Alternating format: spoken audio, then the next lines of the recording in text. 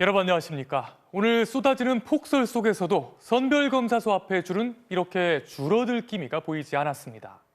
오늘은 처음으로 위중증 환자 수가 1,000명을 넘겼는데요. 단계적 일상 회복에 들어가기 전 예상했던 것보다 2배가 많은 겁니다. 자칫 일반 환자들의 진료에도 차질이 빚어질 수 있다는 우려가 커지고 있습니다. 이준범 기자의 보도입니다. 강추위와 거센 눈발 속에서도 코로나 검사를 받기 위한 줄은 길게 이어졌습니다. 오전 9시쯤엔 질병청의 전자문진표 시스템에 문제가 생겨 30여 분 정도 접속이 되지 않아 검사에 차질이 빚어지기도 했습니다. 사흘째 7,000명대 확진자가 이어진 오늘 위중증 환자 숫자는 1,016명으로 처음 1,000명을 넘겼습니다. 800명대에서 엿새 만에 900명대로 올라가더니 불과 나흘 만에 1,000명대를 기록한 겁니다. 1,000명대 위중증 환자는 코로나 외 다른 질환 환자들의 진료에도 차질을 줄 수 있습니다. 1,000명 이상이 된다라고 하면 그 중환자 병상을 이제 더 확보를 해야 되는 상황이기 때문에 다른 그 일반 진료에도 영향을 미칠 수가 있는 상황입니다. 전국 중환자 전담 병상 가동률은 81%, 수도권은 85.7%로 전날보다 소폭 하락했지만 여전히 한계치에 임박한 상황. 수도권에서만 562명이 하루 넘게 입원을 기다리고 있습니다. 확진자가 늘어나면 몇 주간 시차를 두고 위중증 환자도 따라서 증가하는 만큼 앞으로 중환자는 더 늘어날 가능성이 큽니다. 하지만 병상 확충은 더딥니다. 정부는 행정명령을 통해 1,014개 중증 병상을 추가로 확보하겠다는 계획이지만 어제까지 62%인 630개를 추가하는 것에 그쳤습니다. 병상 효율을 높이기 위해 중환자라도 증상이 나타난 지 20일이 지나면 격리를 해제하고 일반 병상으로 옮기도록 했지만 현실을 무시한 조치라는 비판도 나옵니다. 에크모를 중단하고 그리고 이동을 해야 되는데 그게 뭐 짧게 10분, 20분 이상 걸린다고 하더라도 그 사이에 환자가 심폐정지가 생길 수가 있고 다만 3차 접종에는 속도가 붙고 있습니다. 어제 하루 114만 명이 3차 접종을 받으면서 접종 완료율은 성인의 24.8%까지 올랐습니다. MBC 뉴스 이준범입니다. 이제 잠시 뒤 밤 9시가 되면 식당과 카페는 모두 문을 닫아야 합니다. 오늘부터 단계적 일상 회복을 멈추고 다시 강화된 거리 두기로 돌아갔는데요. 오랜 시간 큰 희생을 치른 자영업자들은 연말 대목을 앞두고 한숨만 내쉬고 있습니다. 양소연 기자의 보도입니다.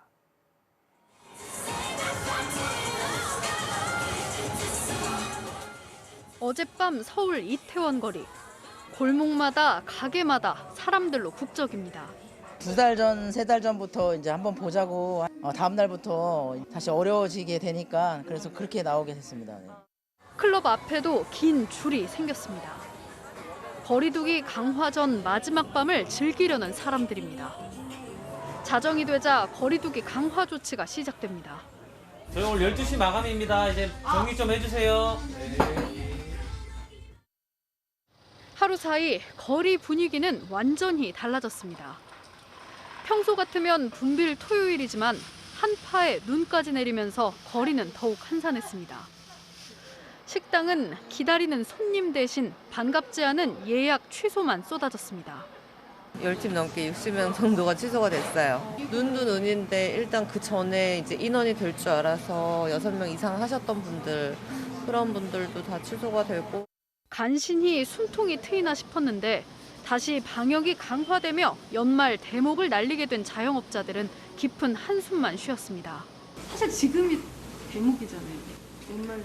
대목 얘기하니까 또 그냥 막 가슴이 또 그냥 저기 하니 뭐 어떻게 할 수가 없어요 지금. 그러니까는 그 사람도 구해놨다가 나오지 말라고 하고 막 그런 것도 힘들고. 시민들은 다시 강화된 조치에 아쉬워하면서도 일상 회복을 잠시 멈추는데 대체로 동의했습니다.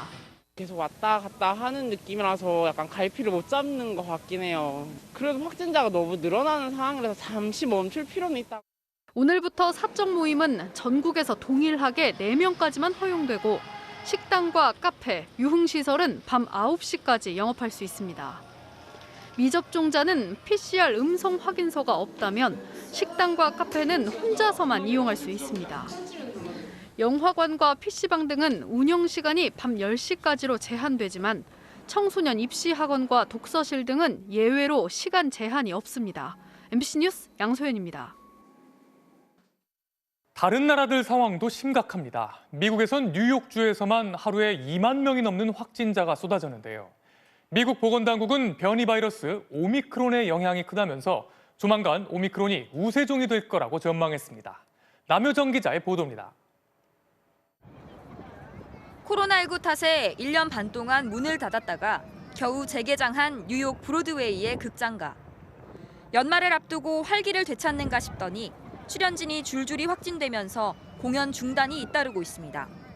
Super frustrated. We were so excited to see Hamilton. We flew a long way to get here. 미국 뉴욕주의 하루 신규 확진자는 2만 1,027명. 올 초 최다 기록을 훌쩍 넘어섰습니다. 뉴욕주와 뉴저지주의 신규 확진자 중 오미크론 감염자 비율이 13%를 넘어 코로나19 재확산의 주범으로 지목됩니다. Omicron is here in New York City and it is spreading quickly. We're seeing a surge ahead of the holidays. 미국 전체 오미크론 감염자 비중도 2주 전 0.4%에서 지난주 2.9%로 뛰었습니다. 최근 한 주간 미국 내 하루 평균 신규 확진자는 2주 전보다 31% 늘었고 입원 환자도 20% 증가했습니다. 현지 보건당국은 몇 주 안에 미국에서도 오미크론이 지배종이 될 것이라고 경고했습니다. Omicron is increasing rapidly, and we expect it to become the dominant strain in the United States, as it has in other countries in the coming weeks. 영국에서는 하루 동안 무려 9만 3천여 명이 확진되며 사흘 연속 최다 기록을 갈아치웠습니다. 영국 정부는 오미크론 확산을 늦추기 위해 2주간 실내 모임을 금지하는 방안을 검토하고 있습니다. 미국 제약사 화이자는 오미크론 출현 등으로 코로나19 사태가 2024년까지 연장될 수 있다는 암울한 전망을 내놨습니다. MBC 뉴스 남효정입니다. 올겨울 들어 가장 강한 추위가 찾아오더니 수도권에는 첫 대설주의보와 함께 많은 눈이 쏟아졌습니다. 순식간에 온 세상이 하얗게 변했는데요. 현재 상황 확인해 보겠습니다. 시청 앞에 나가 있는 김가영 기상캐스터를 연결합니다. 김가영 캐스터, 지금은 눈이 그친 것 같네요. 네, 그렇습니다. 수도권의 눈은 대부분 잦아들었고요. 서울, 경기와 강원 지방의 대설주의보도 모두 해제가 됐습니다만 자정 무렵부터 다시 한 차례 강한 눈이 오겠습니다. 지금 기온이 영하 4, 5도 안팎으로 매우 추워서 도로가 상당히 미끄러운 상태라서 조심하셔야겠습니다. 지금 레이더 영상을 보시면 오후 2, 3시부터 한두 시간가량 매우 강한 눈구름이 수도권을 통과했는데요. 이제는 수도권보다 충남과 전북 지방 눈이 강해져서요.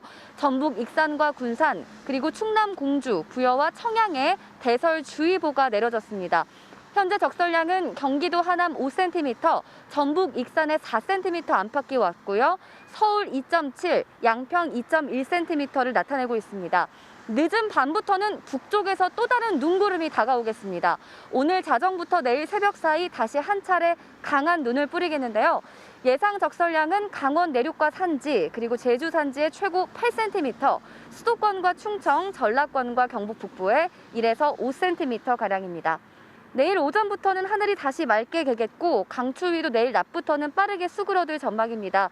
기상청은 다음 주 내내 비교적 온화하다가 성탄절에 다시 한파가 찾아올 것으로 예상했습니다. 지금까지 서울시청 앞에서 전해드렸습니다. 눈이 오면 아름다운 풍경에 빠져 감상하다가도 정말 기어가는 듯한 차 안에 있다 보면 괴롭기도 하죠. 오늘 오랜만에 쏟아진 눈으로 서울 등 수도권 곳곳에서는 차량 정체가 빚어지고 사고도 잇따랐습니다. 서울시는 오늘 오전부터 많은 눈이 쏟아질 것에 대비해 제설 작업에 나섰습니다. 김지인 기자의 보도입니다. 서울 마포구 강변북로 양방향 차선이 희뿌연 눈발로 뒤덮였습니다. 곳곳이 미끄러운 빙판길로 변하면서 비상등을 켠 차들은 느린 속도로 이동합니다. 버스 정류장에도 앞이 안 보일 정도로 눈이 쏟아졌습니다. 오늘 오후 서울을 비롯한 수도권 서부에 올겨울 첫 대설주의보가 내려졌습니다. 코로나19 선별진료소 앞에 줄을 길게 늘어선 시민들은 거센 눈발을 피하려 커다란 우산을 들고 나섰습니다.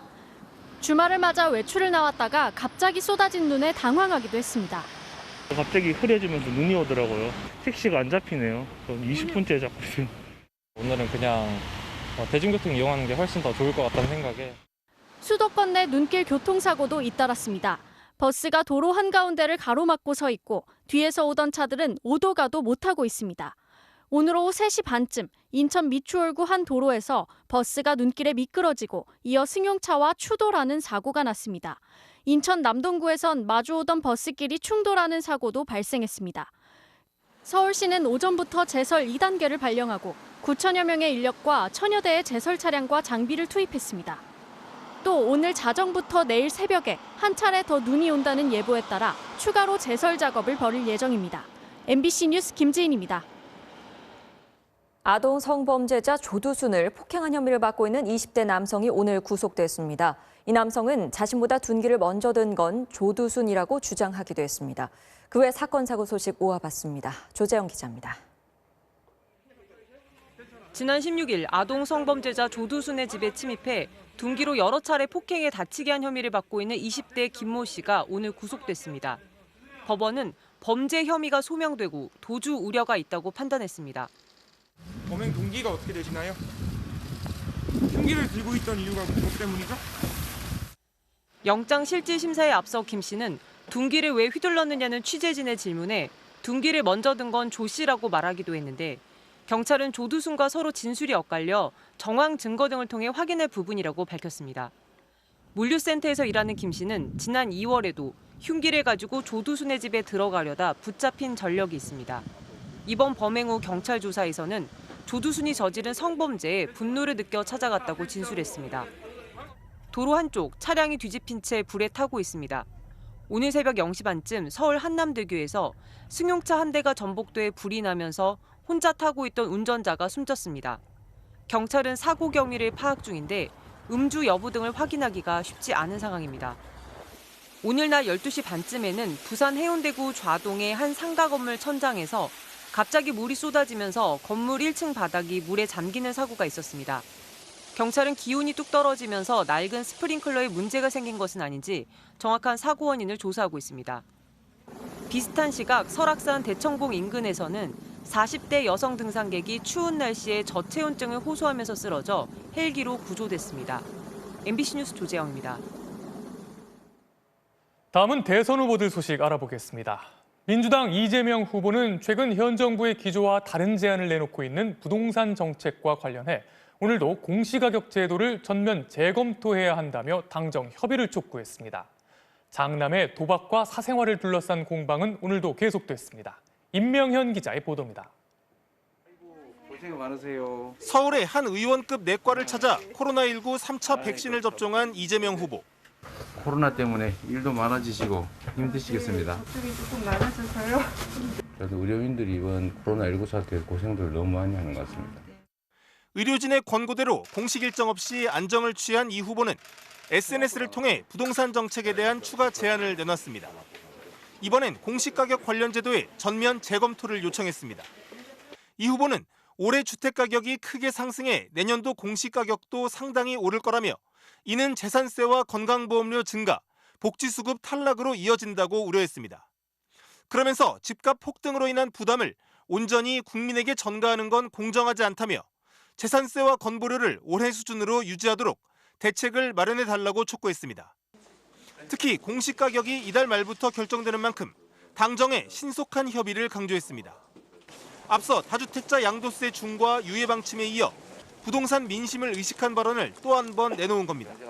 종부세가 부과된 상태이기 때문에 아마 다주택자들이 팔고는 싶은데 이게 양도세의 중과 문제 때문에 좀 어려움을 겪는 것 같다.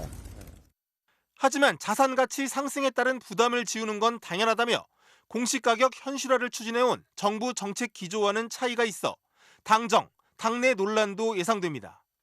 장남의 불법 도박과 사생활 논란도 이 후보 측의 돌발 악재로 떠오른 가운데 국민의힘은 장남이 도박을 시작한 뒤 2년간 5천만 원 이상 예금이 늘었다며 공세를 이어갔습니다. 민주당 선대위는 이 후보가 그 무렵 장남에게 5천만 원을 증여했고 세무당국에도 신고했다며 합법적 증여라고 밝혔습니다. MBC 뉴스 임영현입니다. 국민의힘 윤석열 후보는 청년들이 정부에 대대적으로 참여하는 디지털 정부를 만들겠다고 밝혔습니다.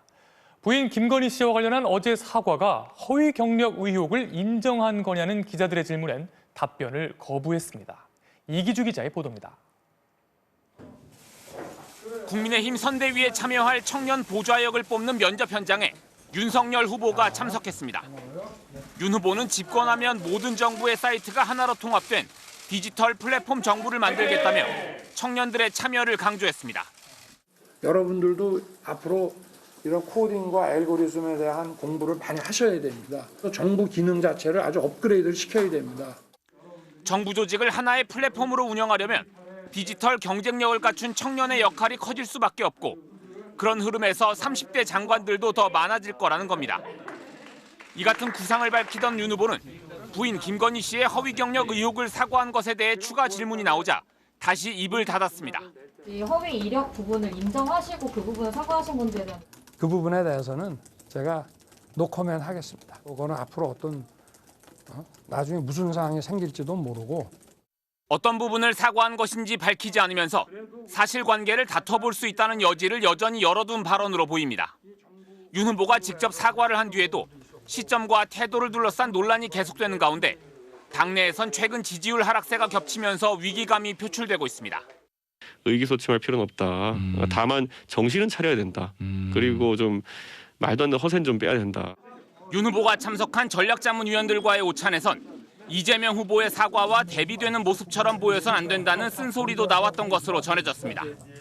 민주당은 하라는 사과를 했으니 더 이상 묻지 말라는 거냐며 윤 후보 측이 전두환 발언 논란 당시 개에게 사과를 주는 사진을 SNS에 올렸던 걸 빗대 개사과 시즌2라고 비판했습니다.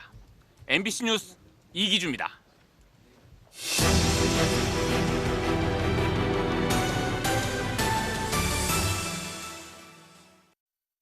동유럽에 위치한 우크라이나가 지금 전쟁의 공포에 휩싸여 있습니다. 러시아가 우크라이나와의 국경지대에 10만 명에 달하는 대규모 병력을 집결시키고 있기 때문인데요. 미국과 우크라이나 정보당국은 내년 초에 러시아가 침공을 단행할 것으로 보고 있습니다. 러시아는 왜 이렇게 이웃나라를 위협하고 있는 걸까요? 국제 문제를 전문 취재하는 권희진 기자가 깊게 들여다봤습니다. 우크라이나 동부 국경선을 따라 러시아군 10만 명의 병력이 집결해 있습니다. 러시아군 현대화의 상징인 정예 부대, 전장 전술단 50개도 여기에 배치됐습니다. 미국 정보 당국은 러시아 병력이 17만 5천 명까지 늘어나 내년 초 우크라이나로 진격할 것이라고 예상합니다. 우크라이나는 러시아의 침공에 대비한 군사 훈련을 이어가고 있고 지하 대피 시설을 점검하며 전쟁을 준비하고 있습니다. Ми повністю готові, всі служби цивільного захисту, система цивільного захисту. 최근엔 미국이 우크라이나에서 자국민들의 탈출을 준비한다는 보도까지 나왔습니다. 전쟁이 벌어지면 2차 대전 이후 최대 규모가 될 거란 전망이 나옵니다. 미국과 유럽의 비난에 대해 러시아는 오히려 미국과 나토가 문제의 원인이라고 맞서면서 긴장은 더욱 고조되고 있습니다. 1990년 베를린 장벽 붕괴 이후 과거 소련의 영향권에 있었던 동유럽 국가들이 속속 나토에 가입했습니다. 독일 국경 동쪽 러시아 방향으로는 나토 회원국을 늘리지 않겠다던 게 당초 미국 등 서방의 약속이었는데 이게 지켜지지 않은 셈이죠. 2004년에는 옛 소련의 영토였던 발트 3국까지 가입하면서 러시아는 나토 국가와 국경을 맞대는 상황에까지 이르게 됐습니다. 러시아 푸틴 대통령은 이때 상당한 배신감과 함께 위기를 느꼈다고 하죠. 이후에도 나토 회원국은 계속 늘어났고 러시아는 나토의 동진을 멈추라고 요구하고 있습니다. В отказ попытаются все это дело торпедировать, они получат 하지만 우크라이나는 나토 가입을 필사적으로 원합니다. 소련 해체 이후에도 러시아는 같은 슬라브 국가인 우크라이나를 다른 나라라고 생각한 적이 없습니다. 우크라이나의 안보 불안이 여기에서 비롯됩니다. 지금 러시아가 하고자 하는 것은 소련으로 대표되는 강대국 러시아의 영토, 인구, 정체성 같은 걸 부활시키는 거예요. 소비에트 연방에서 독립한 90년대 초 우크라이나는 세계 3위 핵보유국이자 미사일 강국이었습니다. 그런데 94년 미국, 러시아, 영국과 함께 부다페스트 양해 각서에 서명하면서 비핵화를 했습니다. 그 대가로 안보를 보장받으려고 했지만 나토 가입은 좌절됐고 이후 2014년 러시아는 우크라이나 크림반도를 병합해버렸습니다. 위기감은 더욱 커졌고 우크라이나는 지난 9월엔 나토군과 합동훈련을 하며 미국의 나토 가입을 강하게 요구했습니다. 이를 지켜보던 러시아가 행동을 시작했습니다. 지금 미국이 중국이 다루기만 해도 지금 힘이 벅차고 아프가니스탄 그 철군하면서 바이든의 어떤 약점이 지금 취약점이 막 드러났잖아요. 미국은 우크라이나에 군사 지원을 하면서도 파병 계획은 없다고 말했습니다. 그렇다고 러시아의 반발을 무릅쓰고 우크라이나를 나토에 끌어들이기도 어렵습니다. 여기에 전 세계 에너지 대란으로 유가와 천연가스 값이 폭등하는 상황은 에너지 부국 러시아의 행동에 자신감을 불어넣고 있습니다. MBC 뉴스 권희진입니다.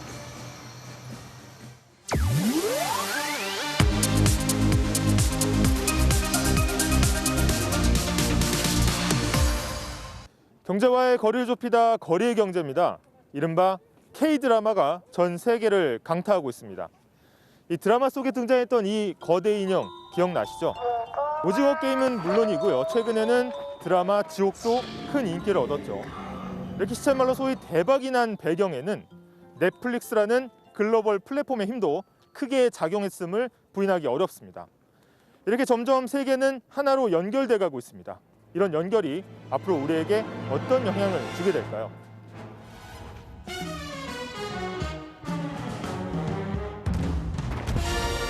지금 이거는 좀 이벤트성. 보니까 재료가 들어가는 게 한두 가지가 아닌 것 같아요. 네네.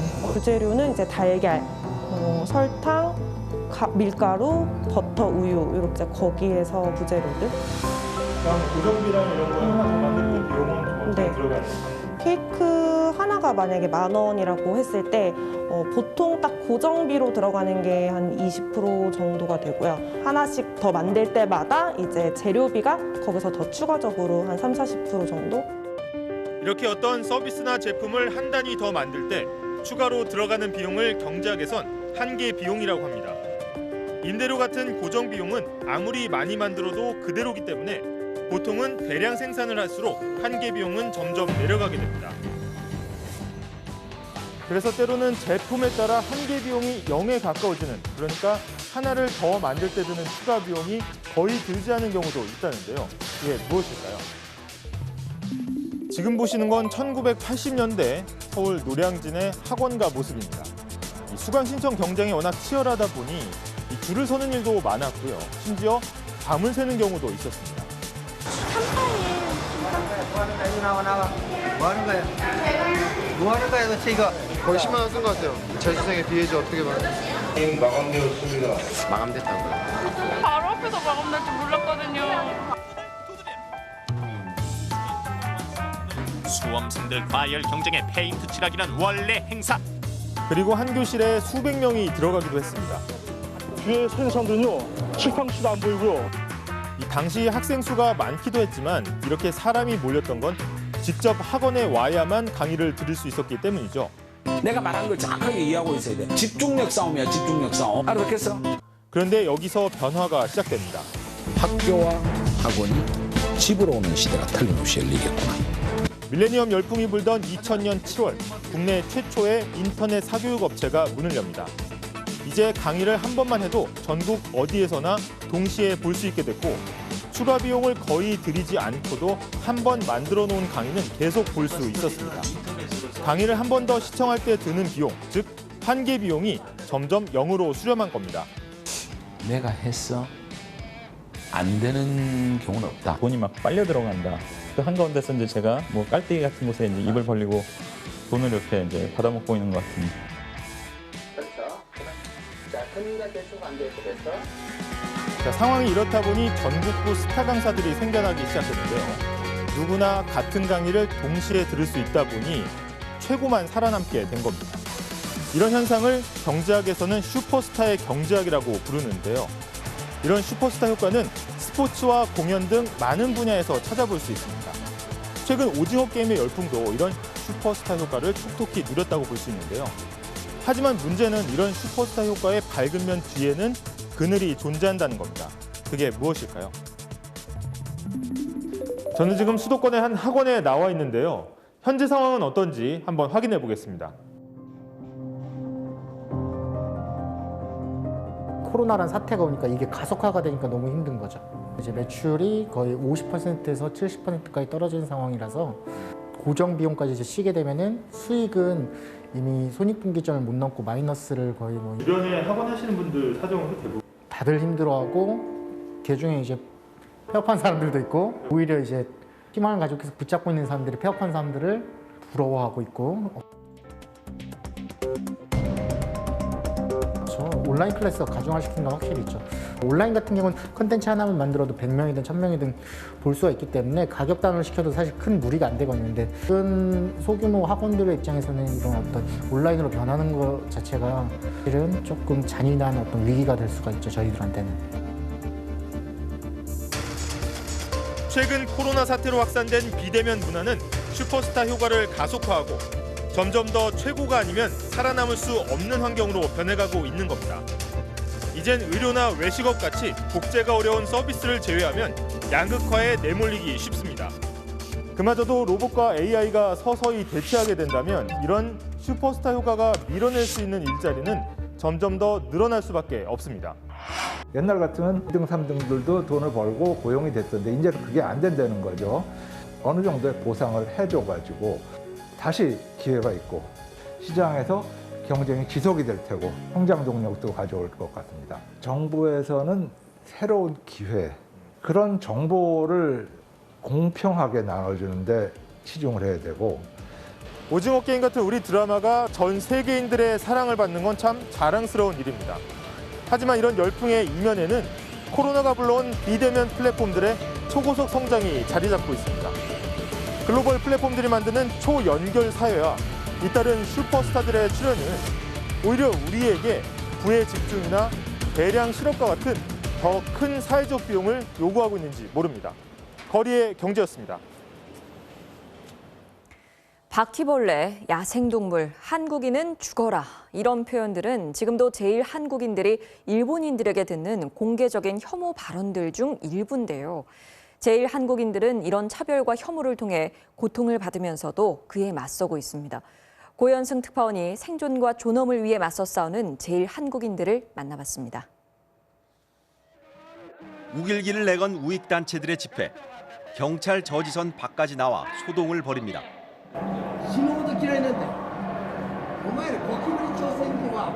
맞은편에서 더 많은 시민들이 더 큰 목소리로 맞섭니다.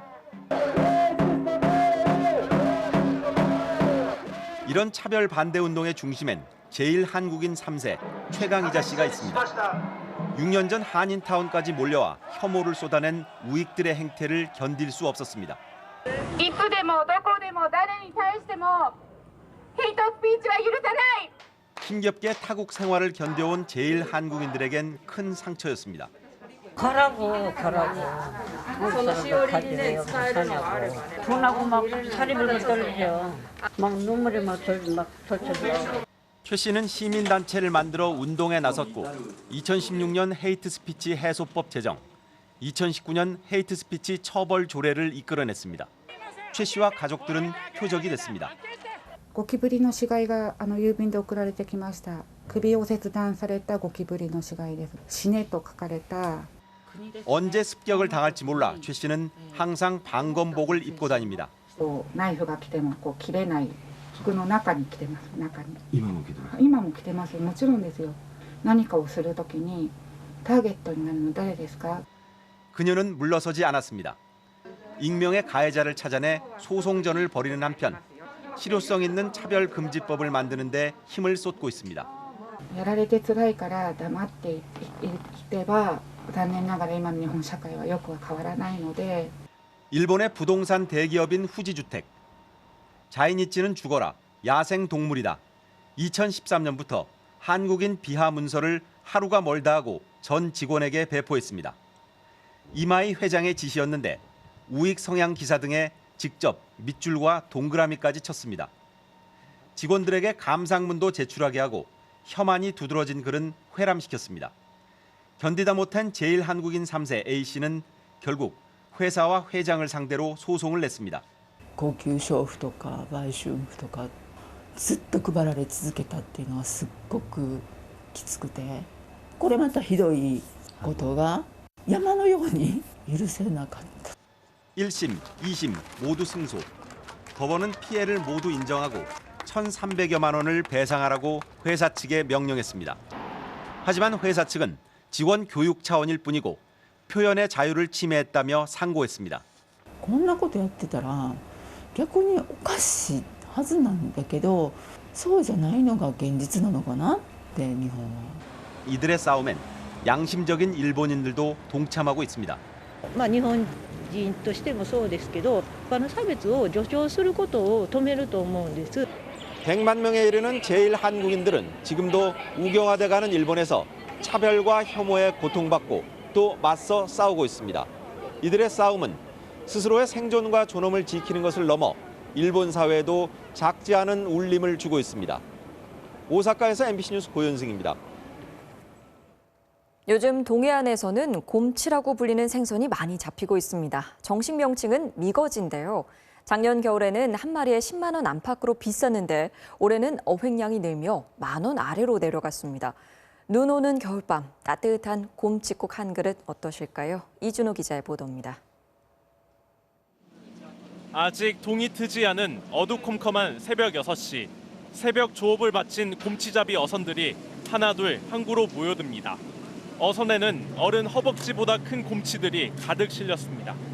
작년에는 많이 잡아봤자 한 3마리, 4마리 이렇게 잡고 이랬었는데 올해는 보통 40마리, 50마리씩 올라오니까 많이 잡을 땐 100마리 넘게.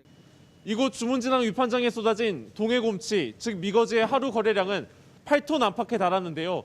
동해 지역 전체 위판량은 지난해 같은 기간보다 7배 가까이 늘었습니다.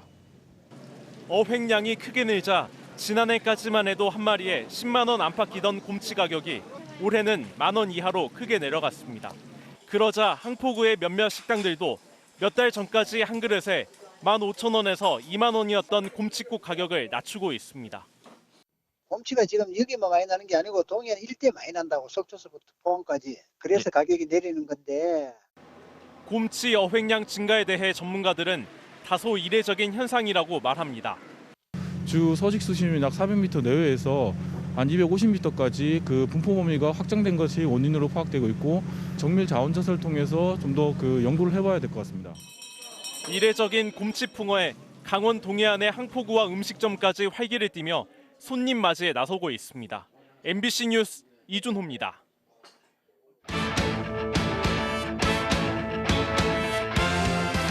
토요일밤 스포츠 뉴스입니다. 한국 수영의 희망 황선우 선수가 쇼트코스 세계선수권에서 금메달을 따냈습니다. 박태환 선수 이후 5년 만에 쾌거입니다. 김태훈 기자의 보도입니다. 주종목인 자유형 200m 예선에서 전체 69명 중 2위로 결승에 오른 황선우. 결승은 마지막 순간까지 짜릿했습니다. 기존의 절반인 25m 쇼트코스에서 올해인의 황선우는 가장 빠른 스타트로 1위에 나섰습니다. 이후 3위권을 유지하면서 조심스런 레이스를 펼치던 황선우는 마지막 50m를 남겨두고 폭발했습니다.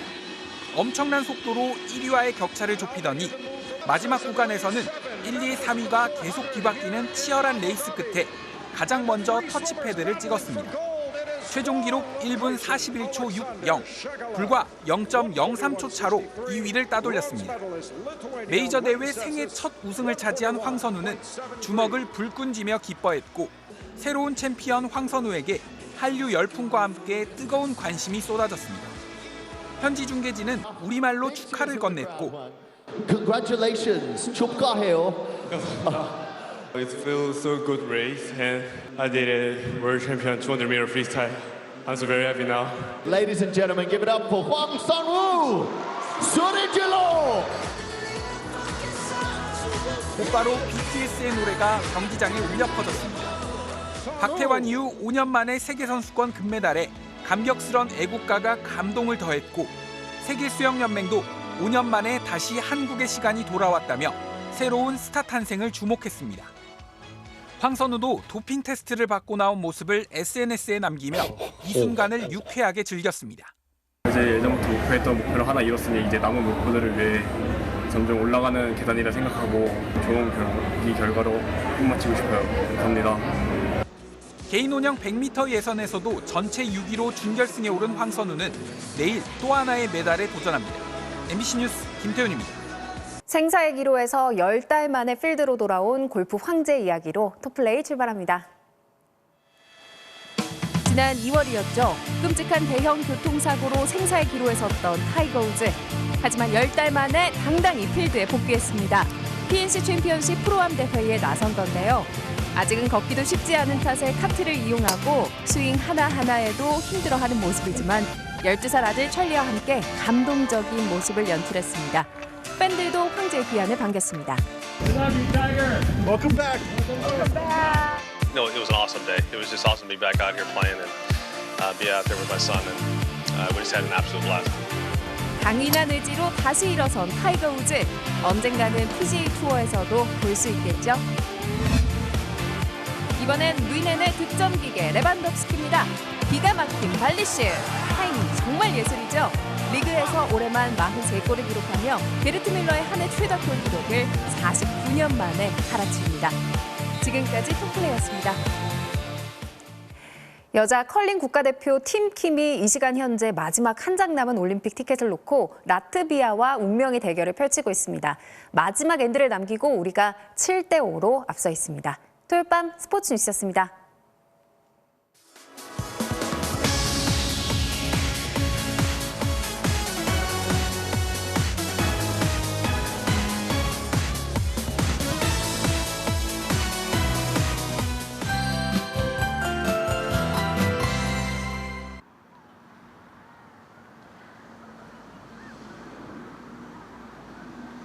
서울의 눈은 잦아들었고 대설특보도 해제됐습니다. 하지만 서울은 자정쯤에 다시 한 차례 강하게 올 걸로 예상되고요.